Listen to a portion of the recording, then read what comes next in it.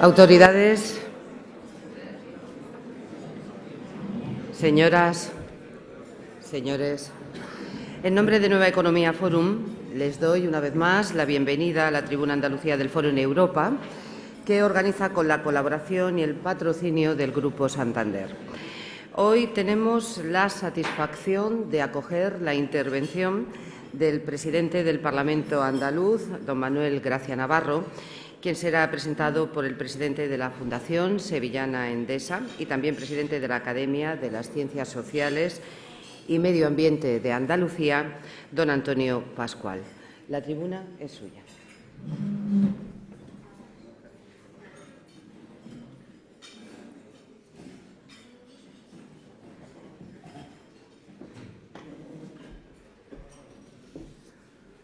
Buenos días, señor vicepresidente del Gobierno de Andalucía, señoras consejeras de Agricultura y de Salud y Bienestar Social del Gobierno de Andalucía, señor vicepresidente del Parlamento de Andalucía, señores miembros de la Mesa del Parlamento de Andalucía, señores expresidentes del Parlamento de Andalucía, señor presidente de la Cámara de Cuentas, señor defensor del pueblo, señor presidente de la Audiencia, don Manuel Gracia, conferenciante, señoras y señores.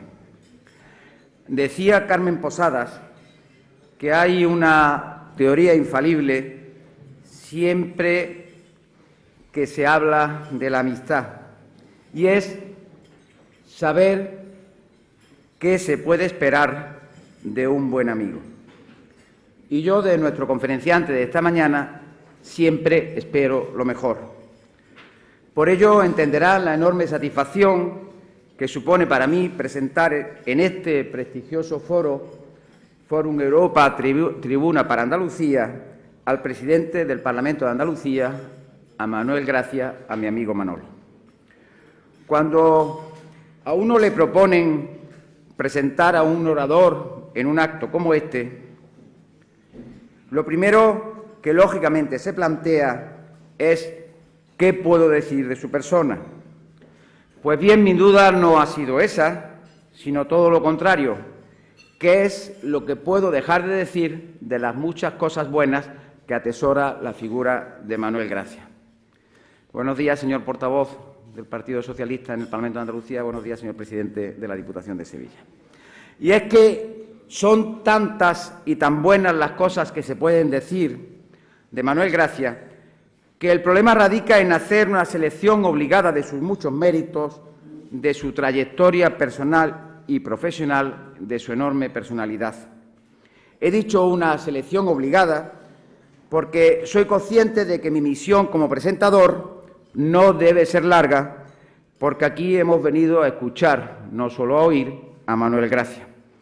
Por otra parte, suficientemente conocido por la mayoría de este selecto auditorio, como es el que nos acompaña esta mañana. Sé que corro el riesgo de dejar entre líneas rasgos importantes de su personalidad. Lo asumo y pido perdón de antemano, pero tampoco debo alargar mi intervención con una amplia relación de los hechos que constituyen, sin duda, una vida fecunda. Bueno, pues vamos a ello.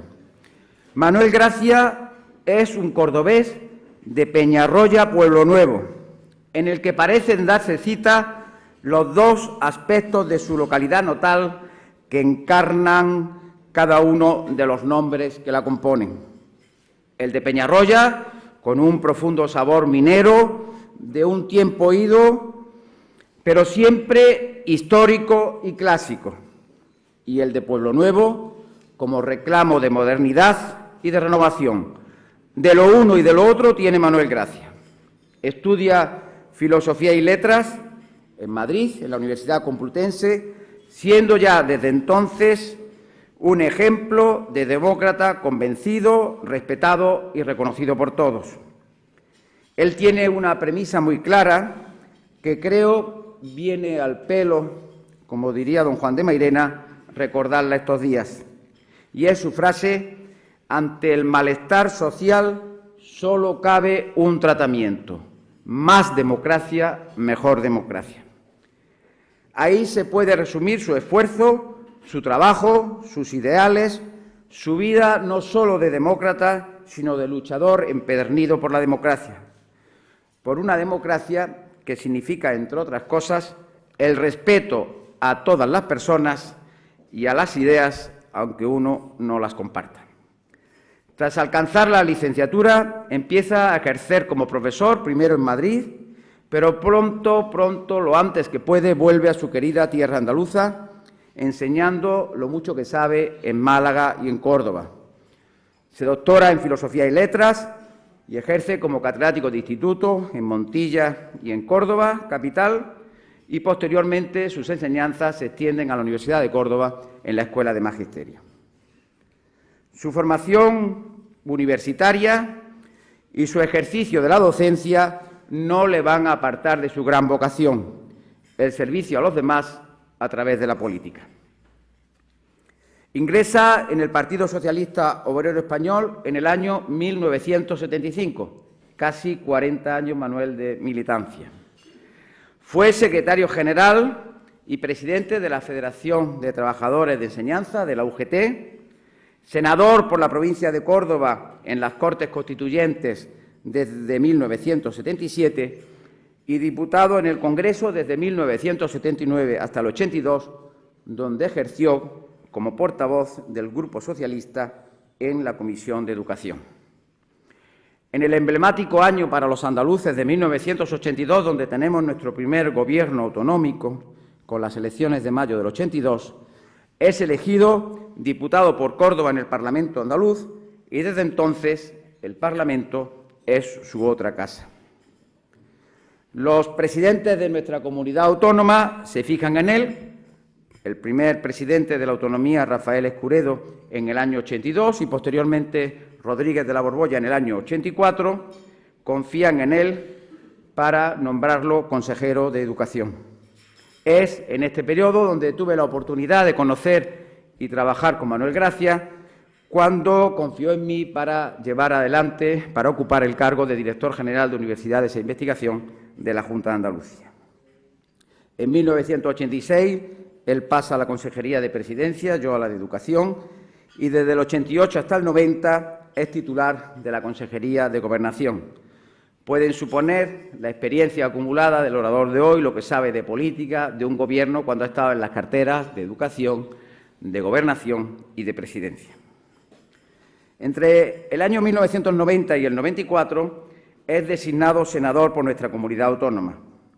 Y entre otros muchos méritos y reconocimientos, yo me voy a centrar en dos.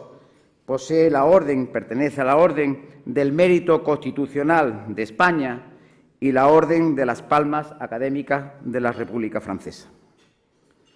En lo que se refiere a su actividad parlamentaria, ha sido miembro de la Cámara Andaluza en todas las legislaturas, donde ha desarrollado numerosos cargos y portavocías, siendo para mí, espero coincidir con él, la más destacable el haber sido presidente de la Comisión de Desarrollo Estatutario, encargada de la reforma del Estatuto de Autonomía para Andalucía, que culminó en el año 2007.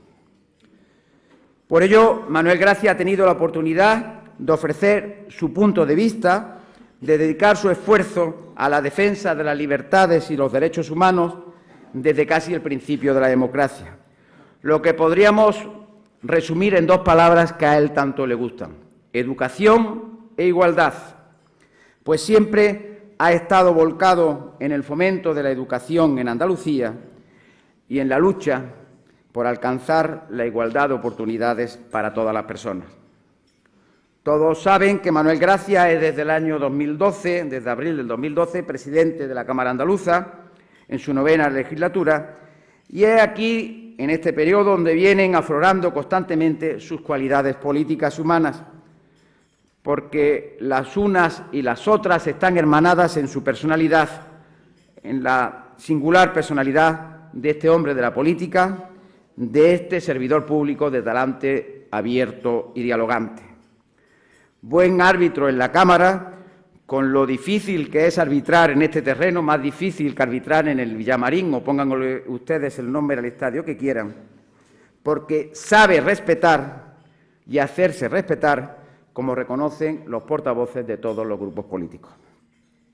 Es evidente que de lo seleccionado por mí sobre su personalidad política se deduce con facilidad que Manuel Gracia es uno de los hombres fuertes de nuestra democracia, de los que lucharon por ella, la consolidaron y la defienden día a día con su trabajo honesto y ejemplar. Manuel Gracia vive para la política con claro sentido de servicio, insisto en ello, pero no solo vive para la política. Es un hombre familiar, ¿verdad, Teresa?, que pese a sus múltiples compromisos dedica tiempo, acaso no todo el que él quisiera a su familia, pero sabe sacar horas para estar entre los suyos y también para continuar su formación como lector asiduo que es, que salta de un género literario a otro, de la novela a la poesía, del ensayo a las memorias, porque todo le enriquece. Su afición a la lectura no le aparta de su otra gran afición, que es la música. Desde el flamenco hasta la música clásica, todo lo cultiva y le cultiva. En sus viajes busca ampliar sus conocimientos en pintura, en escultura, en historia, y es que, de verdad, para él, el saber no ocupa lugar. Voy terminando, señoras y señores, pero me gustaría descubrirles dos de las aficiones de Manuel Gracia quizás menos conocidas. Una, la danza. La danza de la mano de Teresa, de su mujer, con quien comparte experiencias artísticas. Y la otra, su destreza entre los fogones. La cocina es responsabilidad suya en su casa y aprovecha ese tiempo de preparación de las comidas como tiempo de relajación, como tiempo y espacio para relajarse, para pensar. Es un consumado cocinero que sabe mezclar sabores y que también en ello busca servir a los demás, y volvemos a su gran pasión, la de servicio. Creo que debo terminar. Perdóname, Manolo, por lo mucho bueno que haya dejado de decir de ti. Yo espero que tu talante lo comprenderá y, sin duda, ello me compensa. Y termino con una de las palabras, sin duda, más bellas que existen en el diccionario de la Real Academia de la Lengua. Gracias. Gracias, Manolo, por elegirme presentador. ¿Cuántas personas se hubieran sentido orgullosas de haberlo sido? Gracias por habernos enseñado tanto en política y por seguir haciéndolo. Gracias, Manolo, por tu ejemplo de persona honesta y cabal. Gracias, amigo, por estar esta mañana entre nosotros. Tengo el honor de cederle la tribuna, esta prestigiosa tribuna, a don Manuel Gracia Navarro, presidente del Parlamento de Andalucía, y muchas cosas más.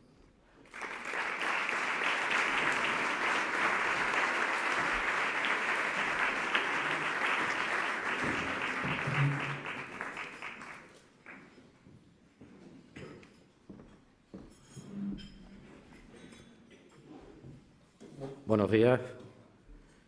Quiero, en primer lugar, agradecer a los organizadores, a los patrocinadores, el haberme invitado a subir por segunda vez, lo tengo que decir, en este mismo año, la otra fue en Málaga, a esta tribuna. Y quiero, naturalmente, no lo digo como cortesía, sino como absoluta sinceridad, agradecerles a todos su presencia esta mañana aquí. Prodigamos mucho este tipo de actos y, por lo tanto, es algo que hay que agradecer profundamente el que ustedes hayan dedicado este tiempo, espero que no inútilmente, a compartir estas reflexiones que yo voy a trasladarles a continuación. Pero quiero, antes de empezar mi intervención, agradecer a Antonio Pascual sus palabras. No te has dejado nada, yo creo que te has pasado mucho en los elogios, sinceramente, porque yo creo que lo que he intentado toda mi vida es cumplir con mi deber, es asumir mis responsabilidades. Lo intentaba hacer cuando era estudiante en la Universidad de Madrid y nos jugábamos por lo menos un expediente académico. Algunas cosas más nos jugamos, incluso algunos pocos, pero por lo menos los que corríamos delante de los grises bajo la dictadura nos arriesgábamos como mínimo a un expediente académico, pero me parecía que era mi responsabilidad como ciudadano, de la misma manera que intenté ejercer mi actividad docente con sentido de la responsabilidad y de la misma manera que he intentado ejercer las funciones de representación o de gobierno que he tenido a lo largo de todos estos años. Muchas gracias, Antonio, de verdad. Yo creo que se nota que por donde empezaste es lo más verdad de todo lo que has dicho, y es que eres un buen amigo, y como amigo pues has sido muy débil a la tentación de alabarme en exceso. Me van a permitir que mi intervención comience con una declaración muy clara, que me parece esencial, y más en estos tiempos que vivimos. Defiendo y apoyo la Constitución de 1978, el conjunto de instituciones representativas que emanan de ella y los innegables logros económicos, sociales y culturales que el pueblo español ha conseguido en el período más largo de su historia en democracia y en paz. Si no fuera por la Constitución de 1978, ni tendríamos acceso universal a la sanidad pública, ni el derecho a la educación podría ser ejercido por toda la ciudadanía, no habría un sistema público de pensiones, no existirían los derechos y libertades que hoy alcanzan a todos los españoles y españolas, ni, por supuesto, podríamos elegir a nuestros representantes por sufragio universal, libre, directo y secreto. Hay quienes, aprovechando el profundo malestar social causado por la crisis económica y la vergüenza e indignación que provocan los casos de corrupción, califican a nuestro sistema institucional de régimen. Le atribuyen la responsabilidad de nuestros males presentes y propugnan un proceso de ruptura hacia no se sabe dónde que nos llevaría, como por arte de magia, hacia un futuro, aseguran, que mejor. La transición y el consenso que hizo posible la Constitución son menospreciados como una especie, he llegado a escuchar, de traición al pueblo español y como causa más o menos lejana de todos los problemas que tenemos hoy. Pues bien, quiero decir alto y claro que me siento orgulloso de haber formado parte de todo aquello, de haber intervenido en el debate y aprobación de la Constitución, de haber renunciado a algunas de mis posiciones políticas para hacer posible que la lucha de miles de hombres y mujeres que sufrieron persecución y exilio, cuando no la muerte, no fuera en vano, de haber contribuido con mi granito de arena a que España tuviera un sistema político democrático después de 40 años de dictadura. Sistema, el de la democracia, que es justamente el que hace posible que quienes lo quieren arruinar puedan defender libremente sus ideas y aspiren legítimamente a obtener el poder. Soy, supongo que no es ninguna sorpresa para ustedes, un profundo defensor de la democracia parlamentaria y del principio de representación en el que se sustenta. Creo firmemente en la inviabilidad de su sustitución por cualquier otro sistema, porque es el único, el de la democracia parlamentaria, que garantiza la igualdad radical de todos los ciudadanos y ciudadanas en el poder del voto. ¿Significa todo esto que me siento totalmente satisfecho con lo conseguido? ¿Con el actual estado de lo que podríamos llamar la cosa pública? Evidentemente no. Porque casi nadie duda de que vivimos en estos tiempos una crisis de confianza de la ciudadanía hacia nuestro sistema político. Así lo señalan los datos de los estudios de opinión, que una y otra vez colocan a los políticos, a la política y a los partidos políticos como una de sus tres primeras preocupaciones, por delante de la exclusión social, de la sanidad o de la educación. Pero la crisis de la política es, sobre todo, una crisis de confianza, de ruptura de la confianza entre el representante y los representados y entre los representados y sus representantes. Amplios sectores de población han perdido la confianza en quienes les representan, porque perciben que algunos de ellos no actúan en función del interés general, sino de intereses particulares, los de su partido, cuando no meramente particulares, de lucro y beneficio personal. Esa percepción negativa aumenta cuando, además, se hacen promesas imposibles de cumplir o simplemente no se cumplen las promesas hechas en campaña electoral, como muy bien ha analizado José María Maraval en su libro Las promesas políticas.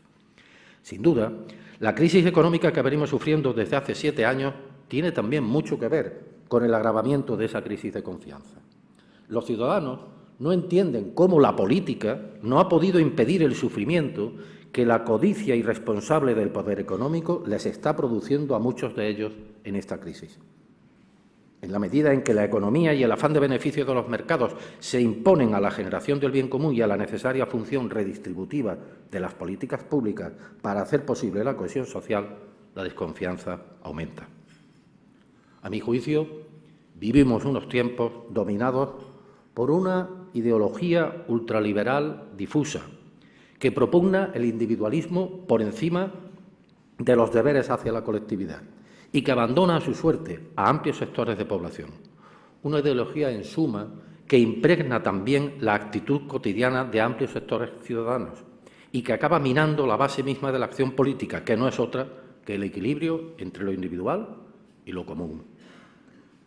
La corrupción es, sin duda, otro de los factores que contribuyen a esa crisis de confianza.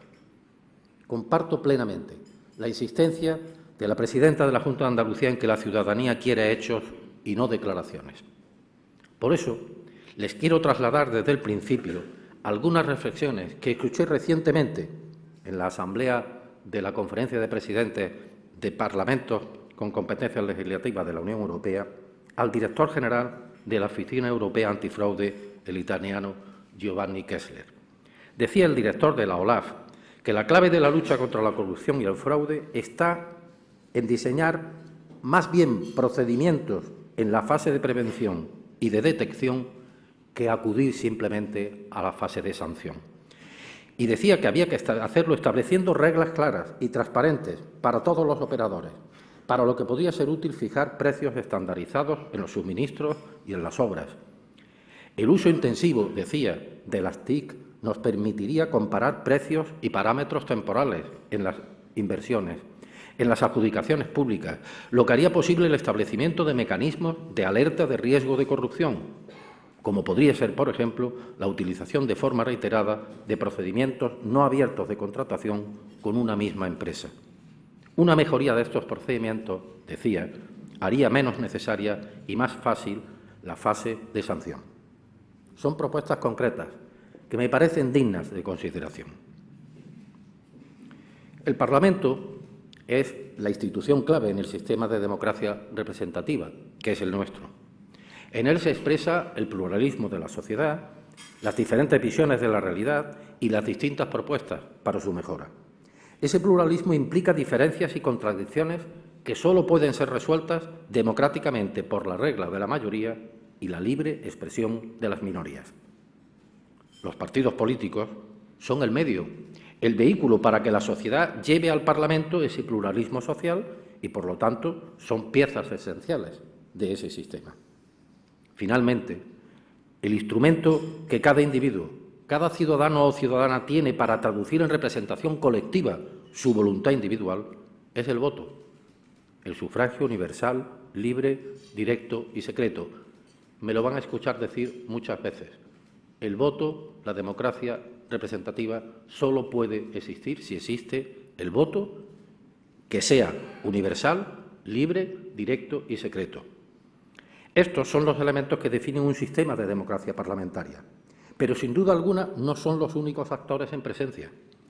Vivimos en una sociedad de la información y la comunicación, en la que los medios, los convencionales y los más innovadores, como las redes sociales, juegan un papel muy relevante porque de ellos, en gran medida, depende una condición decisiva para que el acto de representación sea posible: el derecho a la información y la libertad de expresión. Junto a los medios de comunicación e información existe otro actor a considerar: los poderes económicos financieros. Hoy más que nunca, esos poderes, en la sociedad de la globalización financiera, no son conocidos, no tienen rostro, pero nadie duda de que son en muchas ocasiones la mano que mece la cuna de los mercados y de las economías del mundo. Abordar una reflexión sobre el futuro del parlamentarismo en este contexto de crisis de confianza en la política exige, a mi modo de ver, cuestionar el papel y las condiciones de cada uno de ellos, los elementos del sistema y los actores del mismo, para esbozar los cambios que deberían llevarse a cabo con el fin de superar la situación actual.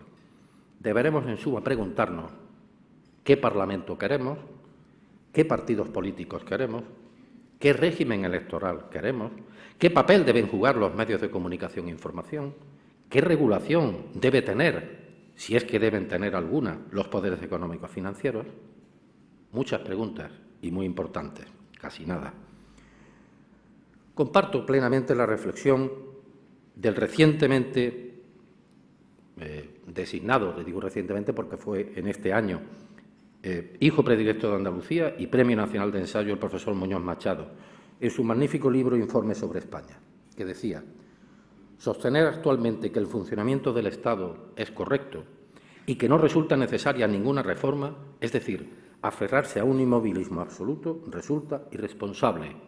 Y seguía diciendo: pero su actitud, la de quienes defienden ese inmovilismo, es más desestabilizadora que ninguna reforma. Podrán adivinar, ya que me incluyo en el grupo de quienes piensan que hay que abordar un proceso reformista de nuestro sistema político e institucional. Y creo que hay que hacerlo con sentido de la responsabilidad, sin duda, pero sin dilaciones, con audacia y con tenacidad en el empeño. No se trata de hacer bellos discursos, ni tampoco se puede tratar de limitarse a hacer la lista de aquello que los ciudadanos critican o la lista de aquello que los ciudadanos quieren oír, sino de proponer y adoptar medidas que signifiquen cambios reales en cuestiones y aspectos concretos de la realidad, para que la suma de todos ellos conduzca a unas nuevas condiciones de nuestra vida política, sin dejarnos manipular por quienes piden a gritos sacrificar todo lo conquistado para empezar de cero. De ahí mi convicción personal de que nuestro sistema parlamentario debe tener como núcleo esencial la democracia representativa, sin duda, pero con dosis de democracia deliberativa y participativa, en todos los niveles, en el local, en el autonómico y en el estatal. Deliberativa y participativa, sí, pero con todas las garantías que implican el censo de los que tengan derecho al voto, la identificación de quienes vayan a votar y la seguridad contrastada del recuento de los resultados de esa votación. Ahora bien, la sociedad de hoy, que es mucho más compleja en su composición que aquella sociedad del siglo XVIII que vio alumbrar el parlamentarismo, y además los niveles de información y las posibilidades de participación de la ciudadanía hoy son muy superiores a las de entonces. Abordar, por lo tanto, la cuestión de la participación política y social es una cuestión compleja, porque es evidente que existe una ansia en sectores de la sociedad actual por más información y por más participación. Pregúntense conmigo, ¿podrían participar sistemáticamente los ciudadanos y las organizaciones sociales en los procesos previos a la toma de decisiones, bien sean del Legislativo o del Ejecutivo? ¿Cuántas decisiones de un Gobierno no podrían ser sometidas a una deliberación ampliamente difundida por los medios de comunicación que culminara en una consulta popular, es así, con todas las garantías, en el ámbito territorial o sectorial correspondiente? De acuerdo, naturalmente, con parámetros similares a los que hoy entre nosotros regulan la convocatoria de las iniciativas legislativas populares. Soy consciente de las limitaciones de estos procedimientos, incluso de las dudas, de las incertidumbres que su aplicación genera. Pero peor me parece quedarnos quietos, la inercia y la resistencia a los cambios que hoy imperan. Por otro lado, ¿qué tipo y qué grado de participación están en condiciones de asumir los propios ciudadanos? Porque las experiencias que tenemos en nuestro país, algunas de ellas con muchos años de rodaje, ponen de manifiesto que no vale simplemente con aprobar normas que abran cauces a la participación ciudadana. Ahora se están celebrando las elecciones a los consejos escolares en Andalucía. La abstención de una gran mayoría de padres y madres de alumnos en esas elecciones, por lo menos, es lo que ha venido pasando hasta ahora. La escasa participación en los presupuestos participativos en aquellos ayuntamientos que los han establecido, o el bajísimo número de iniciativas legislativas populares sustanciadas en nuestros parlamentos, son algunos ejemplos de lo que planteo. porque probablemente no baste con abrir cauces, sino que sea necesario promocionarlos activamente, difundirlos intensamente e incluso contar con los propios concernidos, con los afectados, en el diseño y aplicación de esos cauces. En definitiva, es imprescindible difundir y fomentar una auténtica cultura democrática, de los valores democráticos y de participación. En ese terreno, una vez más, he de reivindicar el papel esencial de la educación cívica. No solo a través del sistema educativo, no se le puede echar la carga de la responsabilidad exclusiva al sistema educativo de esa tarea, sino también a través del papel esencial que deben de cumplir, que deben de comprometer las familias y los medios de comunicación, entendiendo, por lo tanto, que lo que es necesario es un esfuerzo colectivo de toda la sociedad. Desde que asumí la responsabilidad como presidente del Parlamento de Andalucía, puse en marcha, junto a mi equipo y al resto de los servicios de la institución, una línea de trabajo que hemos llamado Parlamento Abierto y que tiene un objetivo claro y sencillo: construir entre todos un Parlamento más transparente y más participado para que sea un instrumento útil, eficaz y de confianza en el que la ciudadanía encuentre respuesta a sus problemas concretos y atención a sus necesidades fundamentales. Decir todo eso se dice pronto, pero culminar ese objetivo es más difícil, pero no imposible. De hecho, vamos dando pasos en esa dirección y logrando objetivos concretos, inmediatos, que puedan contribuir a alcanzar esa gran meta de que la ciudadanía vuelva a sentir que los diputados y diputadas de Andalucía les representan dignamente y con total disposición. Podemos decir, con moderada satisfacción, que incluso los avances que hemos dado en Andalucía en este terreno han servido y están sirviendo ahora de modelo para reformas reglamentarias de otros parlamentos, incluso en las Cortes Generales.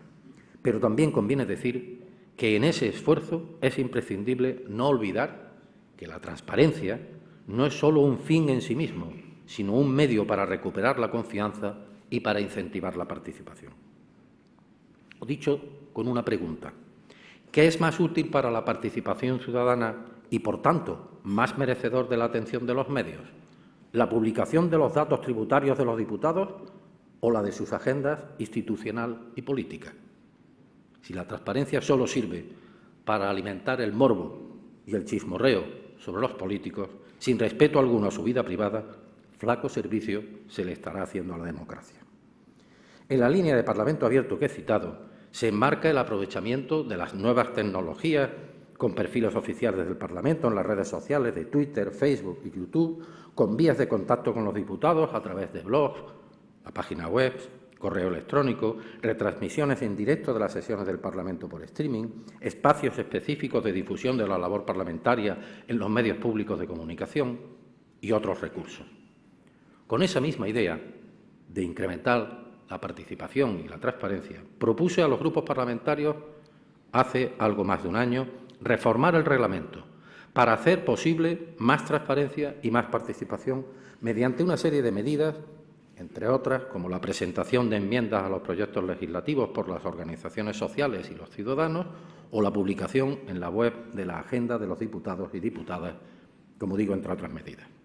Afortunadamente, hoy puedo decirles que la semana pasada los tres grupos parlamentarios alcanzaron un acuerdo unánime, que por sí mismo ya es un dato positivo e importante que quiero subrayar.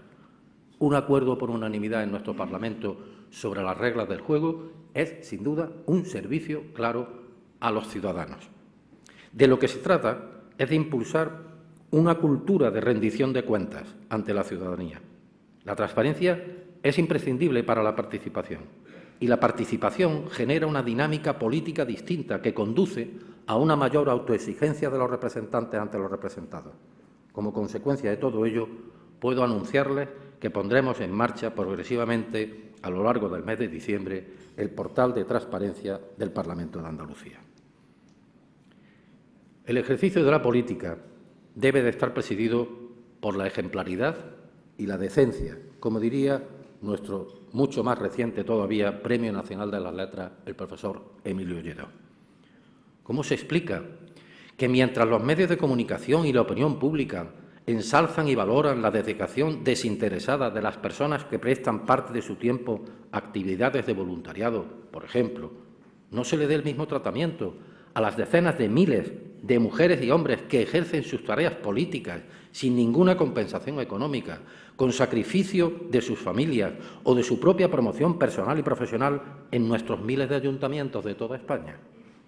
¿Es que tienen que pedir perdón por tener dedicación a la actividad política?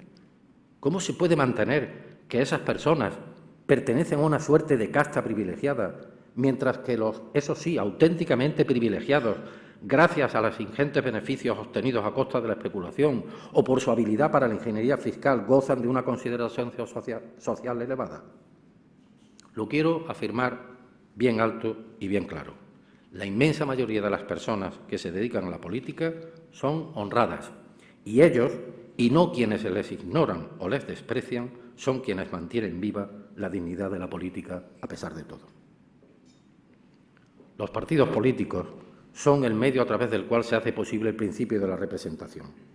Por eso, la mejora de nuestro sistema democrático que se persigue no sería posible sin el protagonismo que corresponde a los partidos políticos, los cuales han de modificar sus estructuras y adaptarlas a una forma de conexión con la sociedad de mayor apertura e integración. Los partidos, en aras de su modernización, tienen que invertir mucho más en la formación, en los criterios de selección de sus miembros, para así poder responder a la complejidad de los problemas sobre los que deben de aportar respuestas. De la misma forma, los partidos políticos deben de tener un código ético que no solo marque nítidamente la línea entre lo público y lo privado, frente a posibles corruptelas, sino que además establezca unos principios de actuación tanto hacia el interior de cada organización como en su relación con la ciudadanía. En lo que se refiere a la financiación de los partidos, solo diré que mi opinión es que debe ser mayoritariamente pública, sin que la financiación privada y las aportaciones de particulares, que solo deberían ser de personas físicas identificadas, puedan superar determinados porcentajes del presupuesto de cada partido, para evitar que puedan condicionar su actuación. Abrir más los partidos políticos a la sociedad significa dotarlos también de mecanismos de democracia deliberativa y participativa. Por eso, la implantación de primarias abiertas, la celebración de asambleas ciudadanas, el uso de consultas y encuestas para saber la opinión de la ciudadanía y de la militancia sobre cuestiones concretas me parecen medidas que deberían generalizarse en todas las formaciones políticas. Junto a ello, el uso de cauces de participación institucionales, las consultas populares, los foros y de otras formas de participación que brindan hoy las nuevas tecnologías como las redes sociales o las plataformas digitales, junto con lo que nunca se debería de olvidar, el contacto directo y la cercanía con la calle, pueden ser una buena forma de salir a la búsqueda de la ciudadanía y de abrir las organizaciones políticas a la sociedad. El ejercicio del voto es, sin duda, el tercer elemento, recuerden, Parlamento, partidos políticos, el ejercicio del voto. Es el tercer elemento de nuestro sistema representativo. Existe una opinión muy extendida sobre la insuficiencia de nuestro actual régimen electoral, bien sea por la excesiva rigidez del sistema de listas cerradas y bloqueadas, bien por no asegurar la plena proporcionalidad, bien por no favorecer el contacto directo del parlamentario con los electores de su circunscripción o por otros motivos. Todas estas cuestiones, además del reparto de escaños por circunscripciones, el tamaño de estas y los gastos electorales, deberían ser contempladas de manera global para, en su caso, proceder a una reforma que, tras un necesario debate ciudadano, debería gozar de un apoyo amplísimo de las distintas fuerzas políticas. En nuestro Parlamento se acaba de constituir el grupo de trabajo para estudiar la posible reforma de nuestra ley electoral.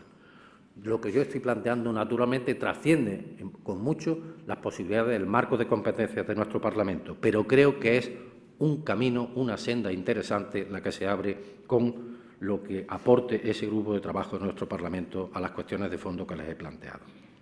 Estamos hablando de las reglas de juego y lo que no se debe hacer es intentar cambiarlas precipitada y unilateralmente por intereses partidarios, como por ejemplo ha sucedido recientemente en Castilla-La Mancha con el Gobierno de la señora Cospedal. Decía Norberto Bobbio, en sus reflexiones sobre la democracia, que es necesario abrir cauces de democracia deliberativa y participativa que complementen el sistema de democracia representativa, y consideraba esta tarea especialmente urgente en las estructuras y organizaciones que se basan en el principio de jerarquía.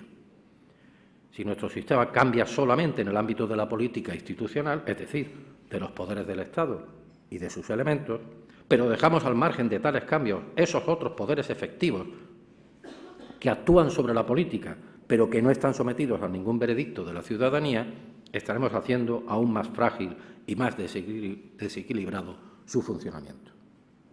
Por cierto, que hablando de los poderes del Estado, resulta, a mi juicio, necesario abordar una reflexión amplia sobre el Poder Judicial, aunque este no sea el tema que hoy nos ocupa, porque dice la Constitución que todos los poderes emanan del pueblo español.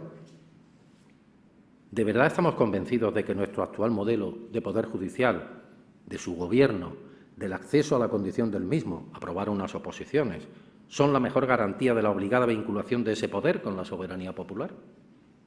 ¿Cumple en la actualidad el Consejo General del Poder Judicial, que sí tiene constitucionalmente una vinculación con la representación de la soberanía popular, su función constitucional de ser un auténtico órgano de gobierno de ese poder? Mucho me temo que no, y por lo tanto pienso que ahí hay materia más que suficiente para un debate y una reflexión que en nuestro país está todavía por hacer. Nadie duda hoy de que un sistema democrático requiere no solo instituciones representativas y poderes del Estado que emanen de la soberanía popular, sino también de medios de comunicación e información que aseguren el ejercicio del derecho a la información y de la libertad de expresión. Una primera precisión que me importa hacer es que tanto el derecho a la información como la libertad de expresión atañen a cada ciudadano y ciudadana. El primero es requisito imprescindible para que el ejercicio del voto sea informado y, por lo tanto, libre. La segunda es la potestad de cada persona para expresar libremente sus opiniones por cualesquiera de los medios que estén a su alcance y, mientras más, mejor. Por lo tanto, los sujetos de estos derechos y libertades son los ciudadanos y ciudadanas, no los medios de comunicación. Los medios son, sin duda, instrumentos para que la información y la expresión sean reales, y eso significa que deben de cumplir fielmente tal función. Cuando se convierten en instrumentos de poderes financieros, en voceros de adoctrinamiento o en inductores de comportamientos partidarios, cambian de naturaleza y no sirven al conjunto de la sociedad. También aquí habría que adoptar medidas de transparencia y de participación. Transparencia para que sea pública la composición del accionariado de las sociedades propietarias de cada medio, para que se difunda regularmente la publicidad privada e institucional que cada medio recibe, con el fin de que la opinión pública conozca qué factores pueden condicionar su línea informativa. Participación, no solo transparencia. Participación para que los profesionales que trabajan en los medios tengan un cauce a través del cual puedan intervenir en la redacción y presentación de las informaciones que ofrecen al público. Debería también existir en cada medio una figura que ampare el derecho de los destinatarios de ese medio, bien sea el lector, el oyente o el espectador, a que se le garantice la objetividad de la información y el cumplimiento del, vamos a llamarle, manual de estilo en cuestiones tan decisivas, por ejemplo, como la separación entre información y opinión.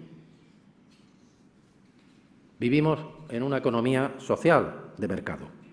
Ese es nuestro modelo constitucional y, además, es el que favorece, creo yo, mejor la generación de bienes y servicios, así como la redistribución de los mismos para garantizar unas condiciones de igualdad y bienestar a la ciudadanía. En ese modelo, como consecuencia de la desregulación que corrió paralela al proceso de la globalización económica, hemos comprobado que el beneficio hoy se obtiene más por la especulación que por la producción, que la economía especulativa está desbancando a la economía productiva. Los movimientos de capitales no solo son hoy más libres y amplios que nunca, sino que además son desconocidos para el gran público y no responden a regulaciones rigurosas, mientras que los movimientos de personas son cada vez más limitados y condicionados justamente por esos movimientos de capitales. Un toque en una tecla de ordenador de un gran fondo de inversión puede sacudir no solo la salud financiera de grandes empresas, sino la propia economía de un país y la vida de millones de seres humanos. La economía, pues, es cada vez más mercado y menos social. Todo ello favorece la interferencia de los mercados en la política de los Estados y en la vida de los ciudadanos. No se trata solamente de la ausencia de una fiscalidad adecuada para esas transacciones internacionales, la tasa Tobin, por ejemplo, que permitiera redistribuir parte de los cuantiosos beneficios que generan. Se trataría, además, de establecer mecanismos de regulación, de transparencia y de participación que permitieran la total publicidad de la titularidad de las grandes corporaciones, incluidos los fondos de inversión, de adoptar medidas como podría ser la comparecencia en sede parlamentaria de sus gestores para informar de las estrategias y líneas de actuación, pasando todo ello, naturalmente, por la eliminación de los paraísos fiscales. En suma, lo que planteo es la necesidad de abordar un nuevo marco de regulación del sector económico-financiero que haga posible la subordinación de su actividad al interés general, o, si se quiere dicho de otra manera, que asegure la subordinación de la economía a la soberanía popular. En nuestro entorno más inmediato, la Unión Europea, eso implicaría dotar a las instituciones comunitarias de más mecanismos de control democrático, dotando al Parlamento de poderes que hoy no tiene en relación con el Banco Central Europeo, el Banco Europeo de Inversiones y el ECOFIN. A un nivel más amplio, ello llevaría con toda seguridad a configurar de manera radicalmente distinta las instancias económicas mundiales, tales como el Fondo Monetario Internacional, el Banco Mundial, la Organización Mundial de Comercio y la OCDE, de forma tal que sus orientaciones y decisiones estuvieran sometidas a formas de gobernanza basadas en la transparencia y en el principio democrático. Son estas reflexiones que buscan, más que otra cosa, agitar intelectualmente a quienes, como ustedes y como yo, tenemos la obligación de ir más allá de nuestros meros intereses personales y buscar salidas que nos permitan recuperar el pleno sentido de la utilidad de la política, si me permiten decirlo de otra forma, que nos permitan el rearme de la política con mayúsculas. Porque la política no debe ser otra cosa que la acción de personas e instituciones para organizar de forma sostenible la vida en común. Ejemplo de ello hemos tenido y podemos buscarlos en nuestra historia, en momentos cruciales de nuestra historia, como ocurrió con la Constitución de 1978, que dio respuesta a los grandes contenciosos de nuestra historia de los siglos XIX y XX. Quizá estemos ahora ante una coyuntura similar para abordar los cambios en la Constitución que nos permitan dar unidos un nuevo impulso a nuestro modelo político institucional, a nuestra organización territorial, pero también y sobre todo a la consolidación de los derechos sociales que garanticen la igualdad de todos los españoles y españolas. La defensa de la democracia, de la política democrática como instrumento válido para asegurar el crecimiento económico y el bienestar social de nuestros pueblos frente a las incertidumbres y retrocesos que nos amenazan, esa es la clave. Frente a aquellos que siembran miedo e inseguridad, debemos reivindicar la nobleza de la política a través de la honestidad, de la transparencia, de la ejemplaridad, buscando respuestas y medidas que permitan mejorar la vida de la gente, especialmente de los más vulnerables. Hay sectores que están interesados en generar esa desconfianza en la política, para debilitarla, para minar su capacidad de cambiar las reglas de juego del modelo actual. Son quienes no necesitan de la política para poder influir en las decisiones, porque tienen otras formas, de algunas de ellas he hablado, de hacerlo. Los españoles nos hemos ganado la admiración y el respeto de otros pueblos, con nuestro tesón y confianza en nosotros mismos, pero sobre todo por la universalidad de los valores en los que creemos y que han de ser el fundamento de toda acción política y han de regir nuestro sistema parlamentario. Ese tesón y esa confianza nos proporcionan multitud de ejemplos positivos que arrojan esperanza en estos tiempos complicados. Somos lo que somos gracias a muchas personas comprometidas con la democracia y dedicadas a la democracia.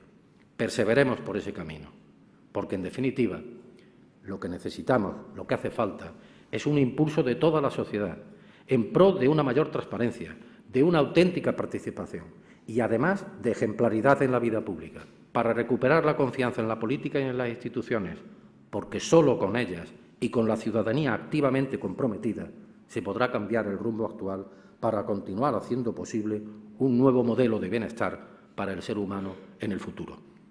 Cambiar el rumbo, de eso se trata, sabiendo hacia dónde queremos ir, con qué medios contamos, con qué ideas y con qué valores y con qué medidas. Ante esta situación, todos y todas debemos implicarnos, cada uno en el ámbito de su propia responsabilidad y realizar propuestas para generar un debate imprescindible. Eso es lo que yo he intentado hacer esta mañana ante ustedes. Muchas gracias.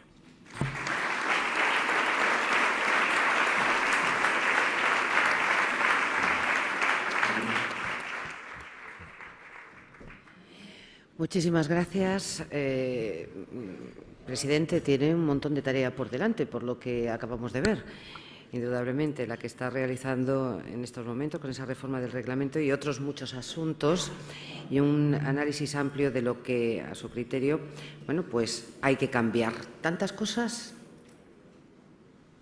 Naturalmente, yo soy un profundo convencido de que es imprescindible no cambiar por cambiar, pero hay una pulsión de cambio evidente en la sociedad española y, por lo tanto, negarse a abrir la mente a cambiar, yo creo que es, como decía el profesor Muñoz Machado, irresponsable. Cambiar, naturalmente, significa partir de lo existente. Por eso he defendido un proceso reformista y no de ruptura, pero creo que hay que cambiar, y que hay que cambiar en profundidad, pero hay que hacerlo con la gente. No se puede hacer de arriba abajo, hay que hacerlo implicando a la ciudadanía, porque si no podemos acabar cayendo en el paternalismo, y el paternalismo nunca da buenos resultados en democracia. De todas maneras, ciertamente hay que cambiar, pero ¿hasta qué punto para acabar con la desafección que existe en estos momentos? ¿Y cómo? ¿Y de qué manera? ¿Y si se puede acabar con ella? Bueno, yo he intentado... La desafección de la política, me refiero. Claro, quizá más en el terreno de lo socrático, de las preguntas que de las soluciones, aunque algunas creo que he apuntado, plantear precisamente ese es el tema, ¿no?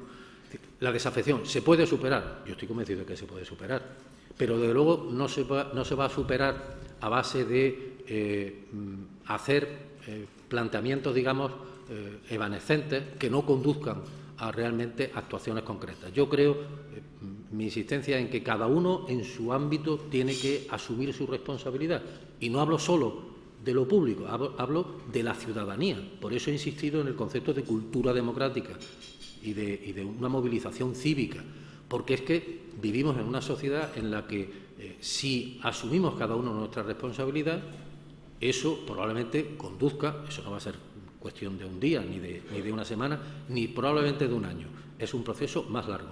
Pero tenemos que avanzar hacia ese tipo de cultura democrática que, desgraciadamente, en nuestro país, bueno, los resultados están ahí, no ha dominado. Ha dominado más bien pues esa otra ideología evanescente que permite que cada cual vaya a lo suyo, que mientras las cosas iban globalmente bien en la economía del país y circulaba mucho dinero y el empleo no estaba como está ahora, estaba mejor, aunque no estuviera perfectamente. Sin embargo, eso proporcionaba un cierto clima de tranquilidad a todo el mundo.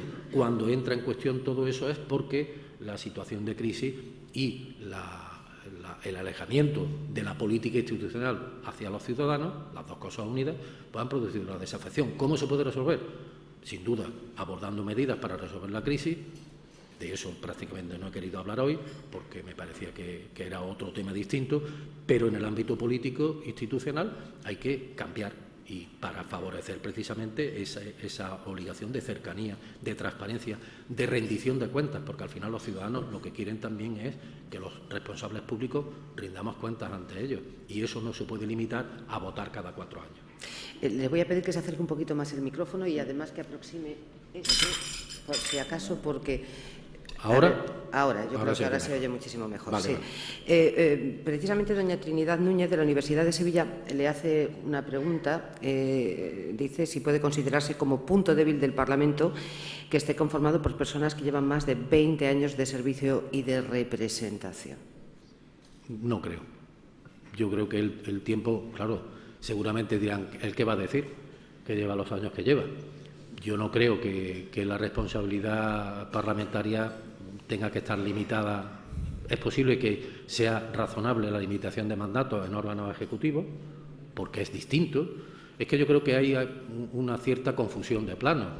El diputado o la diputada no tiene capacidad de gestionar recursos públicos, no tiene capacidad de de influir en las decisiones de gobierno más allá de lo que significa la presión política que puede ejercer con sus iniciativas o más allá de su pertenencia al partido o partidos que formen el gobierno. Pero desde luego no creo que ahí no es imprescindible la limitación de mandatos. Pero en todo caso, a mí me parece que el debate sobre la limitación de mandatos en todo caso es un debate un poquito artificioso. Creo que la cuestión no es esa, la cuestión es quién ejerce bien, quién no lo ejerce bien, y quien tiene la palabra sobre eso deben de ser los ciudadanos, no una ley que establezca una limitación. Esa es mi opinión personal. Hablando de ciudadanos, iniciativas legislativas populares, y ha señalado que no hay muchas. Parece que no hay una reacción ciudadana a una medida que ha sido pionera, ¿no?, en el panorama parlamentario español. Bueno, no solo, quiero decir, las iniciativas legislativas populares se pueden presentar en cualquier parlamento, en toda España están reguladas por leyes. Lo que ocurre en nuestro Parlamento es el escaño 110, que da la oportunidad de intervenir en el debate y ulterior tramitación, en su caso, de esa iniciativa. Efectivamente, hasta ahora ha habido pocas. En estos momentos hay, me parece recordar, dos. Bueno, una popular y otra de los ayuntamientos que están iniciando su tramitación de recogida de firmas y de calificación por parte de la Mesa del Parlamento. Yo creo que eso significa algo, significa que se están moviendo. Pero es cierto que ahí hay un problema en ese cauce de participación, que es el que probablemente muchos ciudadanos todavía no saben que existe ese cauce y que pueden utilizarlo. Y por eso yo hablo de que hay que difundirlo, fomentarlo, y probablemente habrá que corregir algunos aspectos de su regulación precisamente en función de la experiencia que estos años nos están proporcionando, ¿no? Hay una medida dentro de la reforma del reglamento de la Cámara, esa posibilidad de los ciudadanos también de que puedan presentar enmiendas, por ejemplo, al articulado de proyectos y proposiciones de ley que sean tramitadas, si son asumidas por algún grupo parlamentario. ¿Cree que funcionará? Yo creo que sí. Yo estoy convencido de que sí. Porque, fíjense, nosotros hicimos hace muchos años, creo que fue en tiempos de la presidencia de Javier Torres Vela, la reforma del reglamento para que fuera posible y obligada, digamos, la comparecencia de los agentes sociales en la tramitación de los proyectos de ley. Eso ha permitido que sea casi ya rutinario el que cada vez que hay una ley comparecen en la comisión los agentes sociales. Es verdad que el uso de ese procedimiento ha llegado a un nivel en que haya que reconsiderar cómo abordan las comparecencias de esos agentes sociales los propios grupos parlamentarios. Es decir, se ha hecho ya una rutina, excesivamente rutinaria, y yo creo que hay que recuperar un poco el sentido original que tenía, ¿no?, que es el que, si es la ley de caza, pues es lógico que comparezcan las entidades representativas de los cazadores, los ecologistas, etcétera, para que opinen, pero que haya un intercambio de opiniones de verdad y no se limiten a llevar un papel, leerlo y marcharse. Pero el paso lógico después de eso es que esas organizaciones puedan presentar no ya sus reflexiones, puedan presentar enmiendas. Y yo no creo que los grupos parlamentarios vayan a ser insensibles a esas enmiendas, porque son los destinatarios de la norma. Es decir, legislar en materia de caza en contra de la opinión de todo el sector del mundo de la caza, yo creo que eso no hay político que lo haga, ¿no? Entonces, yo creo que eso va a generar una dinámica realmente interesante. Eso sí, teniendo claro que es una limitación clarísima, porque estamos hablando de democracia representativa, que quien tiene la capacidad de decidir sobre esas enmiendas son los diputados, porque son los que tienen el mandato representativo. Quizá a lo mejor en esa promoción, por decirlo, llamarlo de alguna manera, o publicidad, que quizá a lo mejor se ajuste más de las actividades que se hacen en el Parlamento, tengan que intervenir un poquito más y comprometerse un poquito más los parlamentarios. Quizá a lo mejor no lo están vendiendo bien o no lo están contando como deberían. No sé, ¿qué opinión le merece? Yo sé que va usted por provincia y usted allí donde va está contando todas estas medidas, pero ¿y los parlamentarios? ¿Lo hacen o no lo hacen? Bueno, es posible que no hayamos hecho una estrategia de publicidad o de comunicación, que es más aséptico el término, de todo esto. Mire, vamos a tener, por ejemplo, vamos a poner en marcha a lo largo del mes de diciembre el portal de transparencia. Vamos a tener reuniones de los técnicos del Parlamento con todos los grupos parlamentarios, con todos los diputados y diputadas, para explicarles todo lo que implica el portal de transparencia, como ellos tienen también, porque hay una parte que depende de ellos, que es precisamente cuando se cuelguen en el portal de transparencia las agendas públicas e institucionales de los diputados y diputadas, ¿no? Políticas institucionales. Entonces, eso yo creo que va a contribuir, pero es posible que ahí tengamos que pensar en estrategias de comunicación un poquito más audaces. Claro, el Parlamento es una institución, por definición, un poco clásica, ¿no? Y entonces no es fácil girar hacia planteamientos que hoy son muy comunes en la sociedad, pero que en la vida parlamentaria todavía no es porque se resista a nadie, sino porque son inercias de mucho tiempo.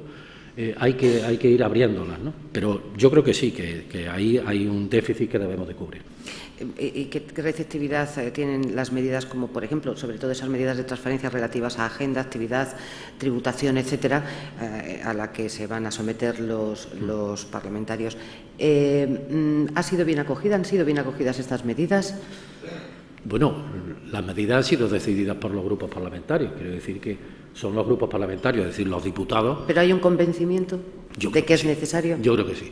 Yo creo que hoy todos los diputados están convencidos de que la transparencia es fundamental, de que el esfuerzo por la transparencia es absolutamente necesario. Y segundo, también están convencidos de que el dar a conocer, el poner en valor su trabajo, su actividad, eso es clave para ellos como personas dedicadas a la actividad política. Quiero decirle que precisamente de lo que se trata es de que los ciudadanos sepan que el diputado o diputada, además de los días que viene a Sevilla al Parlamento, bien sea un grupo de trabajo, una ponencia, una comisión o un pleno, además el día de la semana que está en su provincia, pues está viajando a 80 o 50 kilómetros de la capital para reunirse con un alcalde, con unos concejales o con un colectivo social. Al otro día por la tarde está asistiendo a una reunión en su ciudad con colectivos sociales, o al otro día está teniendo que viajar incluso a otra provincia porque está llevando un tema sectorial y donde ese tema sectorial se tiene que celebrar las reuniones de trabajo con esos colectivos. De toda esa actividad parlamentaria, que es parlamentaria, pero que no se celebra en el Parlamento y no está convocada oficialmente por el Parlamento, no saben casi nadie nada. Y yo creo que eso los propios diputados son los primeros interesados en que se conozca, claro que sí. Hablando de diputados, doña Elena Manzano, de Onda Cero, le pregunta si le preocupa que, si no presenta antes su renuncia, el señor Sánchez Gordillo se convierta en el primer diputado expulsado de la historia, y qué opina de su comportamiento. Dentro de una hora aproximadamente o así se reunirá la Comisión del Estatuto del Diputado, ¿no?, para ese dictamen de incompatibilidad. De un rato, a las 12 de la mañana se reúne. Bueno, lo primero, claro que me preocupa. Me parece un tema importante desde el punto de vista del respeto que la propia institución se debe a sí misma, es decir, le debe a los ciudadanos. El Parlamento no puede quedar como que actúa en función de las decisiones variables de una persona. Yo creo que eso está claro, respetando, por supuesto, el derecho a que la última decisión y la última palabra la tenga el señor Sánchez Gordillo, como no podía ser de otra forma.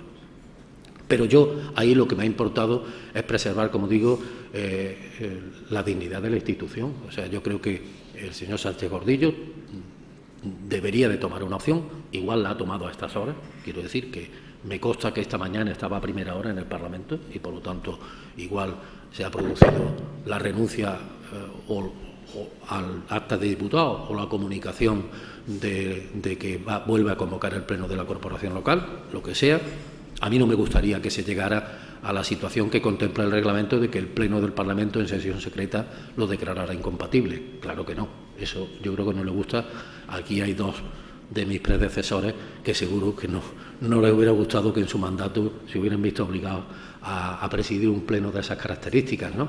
Porque es privar a los ciudadanos del derecho a sentirse representados por él. No olvidemos que en la provincia de Sevilla miles de personas votaron una lista de Izquierda Unida encabezada por el señor Sánchez Gordillo, y eso tiene un respeto, pero él es el primero que tiene también que respetarlo. Yo espero que tome una decisión que haga innecesaria la celebración de ese pleno. De todas maneras, no le sorprende el señor Sánchez Gordillo, ¿no? No. Bueno, la verdad es que no me sorprende porque yo conozco a Manuel Sánchez Gordillo desde hace más de 30 años y sé que es una persona con esas complejidades, pero yo quiero respetar sobre todo también a su persona y no voy a hacer ningún tipo de juicio de valor. Don Miguel Ángel Pino pregunta si cree usted que una reforma de la Constitución, cambiara el sistema electoral, introduciendo la elección de diputados en circunscripciones unipersonales, si esa reforma mejoraría la confianza de los ciudadanos en sus representantes electos. Bueno, el tema de la reforma electoral es un tema muy complicado, muy complejo, ¿no? Donde además yo, la verdad, no es de los que más tiempo le he dedicado a leer, en esa dedicación a la lectura que decía Antonio Pascual, no es para conocer las experiencias y poder tener una opinión formada sobre ese aspecto concreto, ¿no? Del tamaño de la circunscripción. Lo que yo sí creo es que en cualquier caso el sistema actual de listas cerradas y bloqueadas me parece que es un sistema que hay que revisar y que cuando menos habría que ir a la lista a desbloquear las listas, cuando menos. Es decir, al ciudadano hay que darle una opción de que cuando vota a una formación política, dentro de ella establezca preferencia. Me parece que eso es el mínimo que en este momento se podría dar. Respecto al tamaño, yo creo que el tamaño de la circunscripción es muy complicado en nuestro país pasar de la circunscripción provincial a otra circunscripción más individualizada. El modelo británico a mí personalmente no me gusta. ¿Por qué? Porque desemboca inevitablemente, salvo que se combine, en un sistema mayoritario, y el sistema mayoritario excluye claramente a las minorías de la representación, y yo creo que el sistema parlamentario requiere respetar las reglas de la mayoría, pero respetar también la expresión de las minorías, y las minorías en un sistema mayoritario lo tienen mucho más complicado. De todas maneras, cualquier reforma de la Constitución es un arduo trabajo y además difícil. No sé cómo vivió usted ayer, por ejemplo, esa votación del artículo 135, esa reforma del artículo 135, eso que dicen, vuelta atrás por parte del Partido Socialista en este sentido. ¿Cómo lo vivió? ¿Qué valoración hace usted? Bueno, afortunadamente yo no era diputado en las Cortes, lo digo porque me habría creado un problema serio, ¿no? Yo lo viví con muchas discusiones dentro del propio Partido Socialista. Recuerdo perfectamente que Pepe Griñán no compartía para nada aquella reforma, que estuvo a punto de esa reforma de plantearse en un texto en el que se introdujera una acotación al principio de equilibrio, que era el de que fuera dentro del ciclo, y eso habría proporcionado unos niveles de flexibilidad en la aplicación del déficit, no la aplicación del déficit año a año, sino dentro del ciclo, que hubiera sido, no digo que una solución, pero sí un atenuamiento de la aplicación que luego se hizo en la Ley de Estabilidad Presupuestaria de ese artículo. Lo viví con discrepancia, con preocupación, y yo creo que lo que en estos momentos ha planteado el secretario general del PSOE es perfectamente legítimo. Lo que yo he leído en la comunicación que ha hecho el propio secretario general es que no solo se vota a favor de la iniciativa de Izquierda Unida, sino que se compromete a presentar una proposición para la reforma de ese artículo en el próximo periodo de sesiones en las Cortes. Bueno, ahí lo veremos, ¿no? Hay una persona de los presentes que, aunque no se identifica, sí le quiere trasladar la siguiente pregunta. Señala que doña Micaela Navarro decía el otro día, en un foro de estas mismas características, que ponía la mano en el fuego por el señor Chávez y el señor Griñán. Acaba de nombrar usted al señor Griñán y pregunta a esta persona, este asistente, ¿usted también?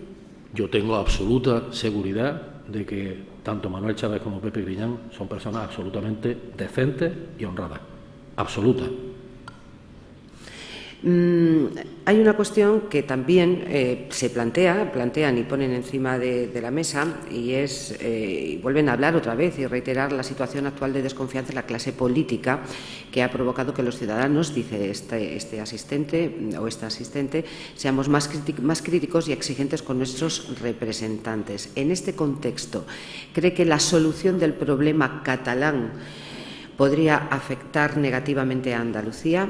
¿Y cómo van a reaccionar, en su caso, los andaluces ante esto? Bueno, vamos, yo en eso coincido plenamente con las palabras que cada 2 por 3 la presidenta de la Junta está haciendo sobre este tema, ¿no? Es decir, hay que buscar una solución no solo al llamado encaje de Cataluña, sino al desgaste que ha sufrido el modelo del Estado de la Autonomía, del título 8º de la Constitución, que está ahí. Es decir, no se trata solo del tema de Cataluña, hay más cuestiones en el aire. Está todo el tema del sistema de financiación. No podemos estar sometidos cada 5 años a la incertidumbre de abordar o no un acuerdo para resolver, acuérdense de los tiempos de Solves, el dichoso sudoku, ¿no? No hay país que eso lo resista, porque claro, es que las comunidades autónomas son las que prestan los servicios fundamentales que reciben los ciudadanos, que es la sanidad, que es la educación, que es la dependencia, los servicios sociales. Claro, si todo eso cada 5 años se pone en cuestión, eso impide hacer políticas de medio y largo plazo. Y es que ahí las políticas de medio y largo plazo son fundamentales, desde luego en materia sanitaria y en materia educativa, clarísimamente, ¿no? Entonces, hacer una reflexión sobre ese tipo de política a mí me parece imprescindible. Precisamente sobre este asunto de Manuel Gil, empresario, le pregunta si no piensa usted que tocar ahora la Constitución es crear una expectativa en parte del norte de España, si se le da algo de lo que piden, una expectativa en el norte de España, del norte de España. Si se le da algo de lo que piden, lo acercamos a su objetivo, que es la independencia. Si no se obtiene nada, la frustración y el descontento será mayor y habrá más inestabilidad. ¿Un callejón sin salida? Vamos a ver. Mire, yo viví la Constitución del 78 en el Senado, ¿no? Porque era senador. Y aquello sí que parecía un sudoku irresoluble. Yo recuerdo perfectamente en los pasillos del Senado, las últimas horas antes de que se agotara el plazo para registrar el texto de la iniciativa, porque se había acordado que fuera una iniciativa de los grupos y no del Gobierno, a Fernando Abril Martorell discutiendo a voces con Marcos Vizcaya, que era el portavoz del PNV en el Senado, con Olarra, que era aquel empresario que fue senador por designación real, y con Alfonso Guerra, que no era senador, pero que estaba allí en representación del Partido Socialista. Y unas discusiones tremendas en el pasillo. Aquello parecía que se iba a acabar el mundo, que era imposible. Y al final se buscó una solución que satisfizo a todos. Me parece que hoy lo que hay que abordar es con una metodología, si quieren, con una filosofía similar a aquella, es decir, la de buscar, no es por citarme, es buscar el mínimo común denominador. Hay que buscar el mínimo. Si todos estamos convencidos de que es fundamental mantener el principio de unidad que consagra la Constitución actual, en el sentido de que no estamos entendiendo que la solución pase porque Cataluña se segregue o porque Euskadi, en su momento, que hoy por hoy no está planteado, lo pudiera hacer, sino que estamos convencidos de que juntos somos más fuertes y somos mejores. Bueno, si todos compartimos eso, a partir de ahí el acuerdo podrá llegar. Habrá que echarle mucha buena voluntad, habrá que echarle muchas horas y habrá que buscar fórmulas. Fórmulas hay, países en nuestro entorno inmediato y no tan inmediato que tienen fórmulas de articulación territorial que, preservando el principio de igualdad de todos los ciudadanos dentro del Estado, sin embargo, reconozcan o atribuyan algunas singularidades a territorios concretos. Me parece que eso se puede buscar, sin que signifique ningún tipo de agravio. Y, naturalmente, ahí, ya lo dije antes, yo comparto plenamente las palabras de la presidenta, me parece que Andalucía tiene que estar ahí para impulsar que se busque una solución, pero también para velar por los intereses generales de Andalucía, que es que de esa solución no salga perdedora nuestra tierra. Eso yo lo tengo clarísimo. Dos cuestiones. Una de ellas, a tenor de estudios, encuestas, etcétera, parece que llega, dicen, el fin del bipartidismo. Esta situación, no sé, generaría escenarios de ingobernabilidad y ¿podría ser el Parlamento uno de ellos? Bueno, yo siempre he dicho que los ciudadanos no se equivocan. Los ciudadanos, cuando se expresan colectivamente en el ejercicio del sufragio universal, libre, directo y secreto, no se equivocan. ¿Qué quiero decir con ello? Bueno, pues si se acaba el bipartidismo porque los ciudadanos entienden que no el bipartidismo, porque el bipartidismo no es una imposición de nadie. Es que, claro, se combate el bipartidismo como si el bipartidismo fuera o una manía que tenemos algunos o un diseño que se ha hecho por parte de alguien, ¿no? El bipartidismo es el resultado de la voluntad de los ciudadanos expresada libremente en las urnas a través de procesos electorales sucesivos, que ha dado aquí un bipartidismo, como lo dio durante mucho tiempo en otros países de Europa, que ahora, por ejemplo, Gran Bretaña, a pesar de tener un sistema mayoritario, sin embargo, ya se acabó el bipartidismo de conservadores y laboristas y tienen ya dos partidos. Los liberales nunca llegaron a tener gran fuerza, la cobraron un poco y ahora tiene el nuevo partido defensor de la más nacionalista. Si acaba el bipartidismo será porque los ciudadanos lo quieren y, por lo tanto, llevarán razón los ciudadanos. Y si es más, no ingobernable, sino más difícil de gobernar porque haya que buscar estrategias y alianzas para favorecer la gobernabilidad, pues naturalmente que habrá que hacerlo. Será la obligación de quienes tengan la responsabilidad de gobernar y, desde luego, en el Parlamento, si hay, en lugar de 3 grupos parlamentarios, 4 o 5 grupos parlamentarios, pues habrá que tener la capacidad de gobernar esa pluralidad que exista. Yo, desde luego, no le tengo ningún tipo de miedo a ese escenario. Lo tendría si las fuerzas políticas no fueran capaces de asumir su responsabilidad y de adaptarse a ese nuevo escenario. Pero ese escenario, no lo olvidemos, ni el bipartidismo era el resultado de un designio de nadie, ni tampoco el multipartidismo será el resultado de un designio de nadie. Es la victoria de los ciudadanos que se expresan de esa manera. Quiero que me permita esta licencia y para finalizar, nos conocemos hace muchísimos años, siempre ha sido un hombre muy libre, pero yo no sé si en estos momentos se siente usted más libre que nunca, para poder decir muchas cosas que en otros momentos no ha dicho o para sencillamente manifestarse como usted desea manifestarse. Bueno, quizá lo de la edad le dé a uno también una cierta libertad, ¿no? Dice uno, bueno, no tengo las mismas ataduras. Pero en mi caso no es tanto por eso, ¿no? Lo que ocurre es que también la experiencia y el estar en este periodo de estos 2 años y pico en la presidencia del Parlamento le dan a uno una perspectiva de conjunto que no es tan fácil tenerla. Cuando estabas en el Gobierno, porque la gestión es absolutamente absorbente, es decir, Antonio lo sabe también porque ha estado en varias consejerías igual que yo, es absolutamente absorbente, no te deja tiempo ni para la familia, ni para leer, ni para reflexionar, salvo en aquello que tienes que gestionar. Y la responsabilidad de ahora te permite una visión más de conjunto. Y luego, tampoco tenía uno tan fácil hacer este tipo de consideraciones en situaciones como esta. Pero yo sí le quiero decir, y no es por... Yo hace más de 20 años que publicaba artículos en el diario Córdoba con este tipo de cosas que estoy diciendo ahora. Hace más de 20 años, O sea que no era menos libre entonces que ahora, para nada. Muchísimas gracias, presidente. Y don Juan Antonio Hernani, director comercial de Empresas de Andalucía del Banco Santander, va a ser quien clausure el acto. Gracias. Gracias, Ma. Buenos días. Buenos días a todos.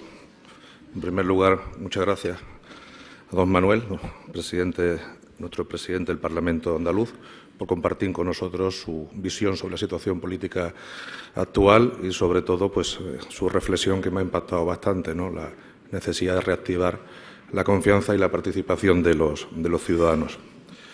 Gracias también a don Antonio Pascual, presidente de la Fundación Sevillana Endesa y presidente de la Academia de Ciencias Sociales y catedrático y, sobre todo, amigo, Antonio, por la estupenda introducción que has hecho a nuestro ponente. Gracias también a nuevo Fórum Economía, por ser partícipes con el banco en esta tribuna, donde se intercambian ideas y hay diálogo que creemos que es tan necesario. Muchas gracias, ¿no? Gracias, autoridades, y gracias a todos los presentes por su asistencia. Como patrocinador nos corresponde cerrar el acto y seré muy breve, se los aseguro. En primer lugar, les queremos dar un mensaje por parte del banco de confianza. Don Manuel habla mucho de confianza. A nosotros nos corresponde más enfocarla por el aspecto económico, ¿no? Pero queremos transmitirle que el Banco Santander tiene una gran confianza en la recuperación de la economía, en la recuperación de la región, en la recuperación y el esfuerzo que están haciendo las empresas y pymes de nuestra comunidad andaluza. En este sentido, esto nos recuerda, ¿no?, a nuestro fallecido y anterior presidente, que era una persona que depositaba siempre mucha confianza, confianza en los proyectos, confianza en el país, confianza en los ciudadanos, y en este sentido compartimos esta idea y creo que es una época de generar y transmitir mucha confianza. Esta confianza en la economía se está viendo ya claramente, ¿no?, algunos indicadores positivos, tanto en el Producto Interior Bruto, también en la región a principio de año. En exportaciones somos la tercera comunidad de mayor volumen de exportaciones del país, que es un dato muy importante, como ustedes saben. Ha mejorado algo también las cifras de empleo, aunque queda recorrido, lógicamente. Y también ha mejorado algo la inversión exterior, ¿no? Igualmente el consumo interno se está notando también algo de crecimiento. Todo esto nos genera esta confianza que le queremos transmitir. En este proceso de recuperación el papel del banco es claro, el de contribuir a esta recuperación. Y ese es nuestro compromiso, ¿no? En este sentido, queremos decirle que estamos jugando este papel y así desde el año pasado, segundo trimestre del año pasado, 2013, fue claro nuestro incremento en la concesión de créditos de más de un 10%, cifra muy superada ya en el primer semestre del año, y entendemos que habrá una aportación importante por nuestra entidad financiera para esta recuperación a lo largo de 2014 y sucesivos, ¿no? Esta estrategia de apoyar el crecimiento empresarial y la recuperación económica está dentro de un marco, de un programa conocido como Santander Advance, que se hizo público en este mismo año, allá por el mes de marzo. Y en concreto, en el caso de Andalucía, pusimos a disposición de la sociedad andaluza, especialmente de su tejido empresarial, 4.400 millones para la concesión de créditos y la reactivación de este tejido empresarial.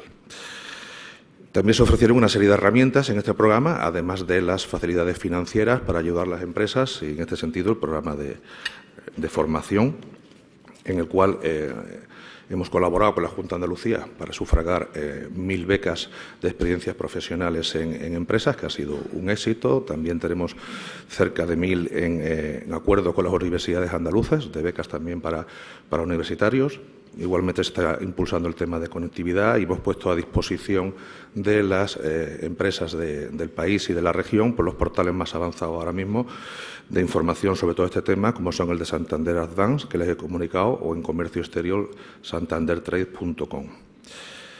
Tenemos que dar una buena noticia, y es que estamos acabando el año. Me refería antes a los 4.400 millones a disposición del tejido empresarial de Andalucía, y vamos a cerrar el 2014, pero que en el entorno de los 5.000, ¿no?, lo cual creemos que es una buena noticia, tanto por reactivación de la demanda como por la voluntad del banco de acompañarla. Lo que queremos transmitirle, para finalizar, es que en el banco vamos a poner más apoyo, más servicios y más crédito a disposición del tejido empresarial de nuestra comunidad.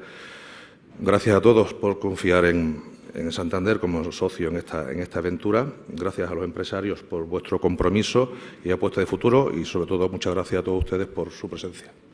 Vamos.